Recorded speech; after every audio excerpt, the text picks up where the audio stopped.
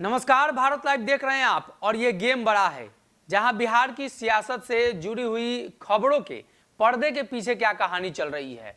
सामने सब कुछ दिखाई दे रहा है, लेकिन पर्दे के पीछे कोई खेल हो रहा है, इसकी जानकारी गेम बड़ा है।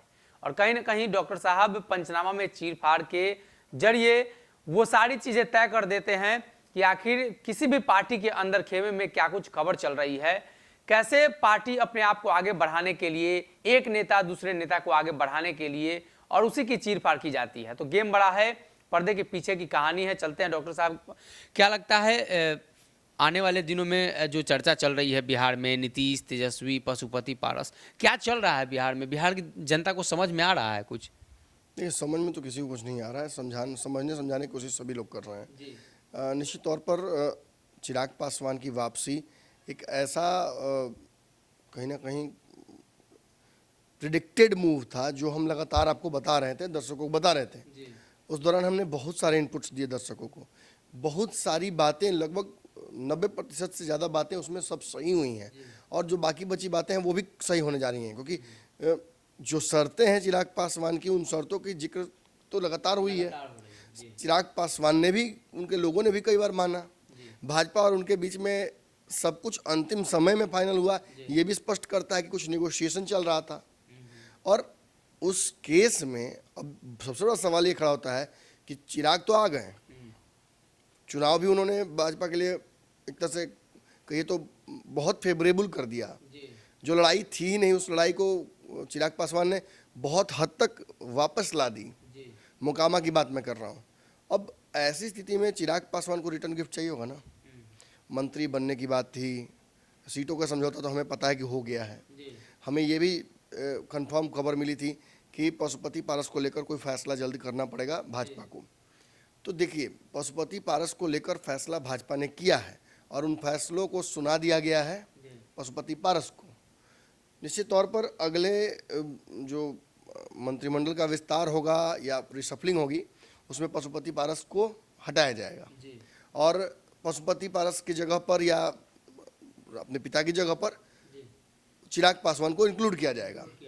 लेकिन इससे भी बहुत फर्क नहीं पड़ेगा पशुपति पारस की पार्टी को। उनको सबसे ज़्यादा अगर दिक्कत किसी चीज़ से इस वक्त है तो वो है कि चिराग पासवान की एंट्री कैसे हो गई। दिक्कत तो ये भी होगा ना कि चिराग वाला जो हिस्सा होगा वो हम खा रहे थे, अब तो बटेगा। निश्चित तौर पर आप दलितों के सबसे बड़े चेहरा अगर आप होते हैं तो आप ही के सांसद, जो कल आपकी पार्टी तोड़ने में सबसे प्रबल भूमिका जिनकी थी, वो ये तो नहीं कहते ना कि चिराग पासवान पूरे देश में सबसे बड़े दलित नेता के तौर पर उभर कर सामने आए हैं। बहुत लोग आगे बढ़ने की कोशिश किए। आपको याद होगा कि यूपी में बहुत हद तक एक बड़ा चेहरा सामने आया भी, मायावती के रहते हुए उस जगह पर रावण नाम का एक चेहरा सामने आया और लगा कि वो चंद्रशेखर रावण की बहुत माने बड़ा फैक्टर होगा। लेकिन आपने देखा बिहार के चुनाव में, उत्तर प्रदेश चुनाव में कोई फैक्टर ही नहीं रहा। तो चिराग पासवान निश्चित तौर पर एक फैक्टर होंगे, क्योंकि लेगेसी की राजनीति है, वोट बैंक है बंधा हुआ और उस वोट बैंक को अपने पाले में बस करना है। तो ऐसी स्थिति में चिराग पासवान की तरफ वो वोट बैंक जाएगा। ये बात सूर्यभान जैसे पुराने चावल को भी पता है, जो जानते हैं बिहार की सियासत को, जो समझते हैं कि कब मौसम के हिसाब से वक्त के हिसाब से डिसीजन फैसला बदलना पड़ता है। और अब चिराग पासवान इधर आए हैं तो पशुपति पारस के चेहरे पर सिकन बढ़ गया है। प्रिंस ने पहले ही साबित कर दिया है कि वो किस तरफ हैं। और बाकी सांसदों के बारे में भी आपको पता है, मैंने स्पष्ट कहा था कि ये सारे सांसद भागने की भी तैयारी कर रहे हैं। और उससे भी बड़ी बात यह है कि अब जब खुद सूरजभान ने बात कह दी है तो इसमें कुछ बचा ही नहीं है। और हाँ, ये जरूर है कि पार्टी की तरफ से जो एक प्रवक्ता हैं या पार्टी के उन लोगों में से हैं जो उस पूरे मिक्सचर में थे जब पार्टी अलग हो रही थी या पूरा विवाद उत्पन्न हुआ था, तो ऐसी स्थिति में कहीं ना कहीं उनके द्वारा ये बोला जाना कि चिराग पासवान की एंट्री को लेकर भाजपा को रीथिंक करना चाहिए, ये स्थापित करता है कि अभी विवाद बाकी है। और जिस तरीके से आप बेहतर बता सकते हैं दर्शकों को कि क्या आखिर पशुपति पारस ने फैसला ले लिया है, दिल्ली में क्या करने जा रहे हैं, उस बारे में दर्शकों को बताइए। जो जानकारी मिल रही है कि पशुपति पारस की पार्टी राष्ट्रीय लोक जनशक्ति पार्टी दिल्ली में एक बड़ी बैठक करने जा रही है, जिस बैठक में हाँ अब बिहार के सभी नेता मौजूद रहेंगे। बड़ी बात यह है, मतलब 10 तारीख को सभी लोग दिल्ली जाएंगे।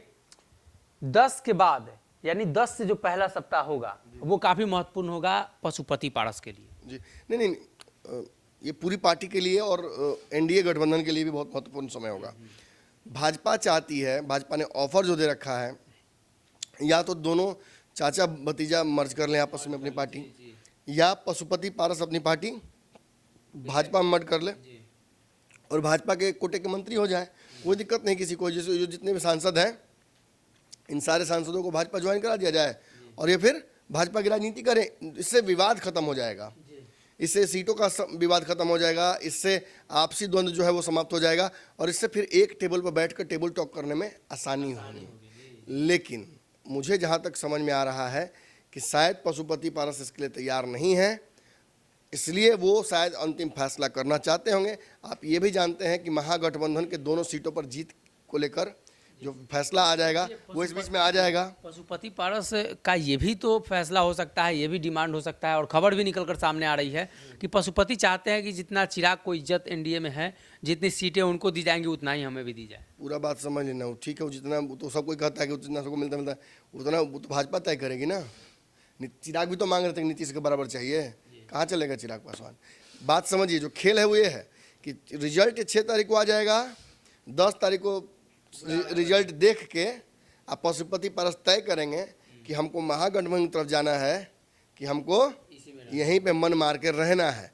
निश्चित तौर पर भाजपा और चिराग पासवान की दोस्ती से क्या प्रतिफल निकला है, ये उपचुनाव साबित करेगा कि जनता का मैंडेट किस तरफ है। ये 7 दलों का गठबंधन जिसमें वोट बैंक बहुत बड़ा आके इकट्ठा हो जा रहा है, ये क्या जीत हार का फैसला कर सकता है, ये सब कुछ चेक होगा और उसके बाद पशुपति पारस एक बड़ा फैसला लेंगे सारे अपने सांसदों और पार्टी के नेताओं के समक्ष।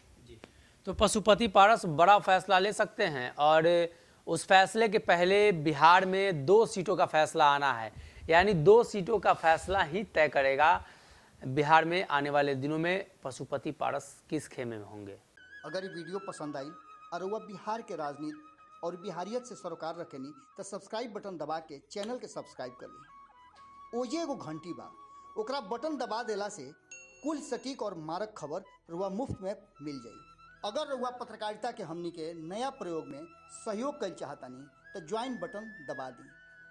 पेटीएम नंबर नोट कर ली 9386816700। धन्यवाद।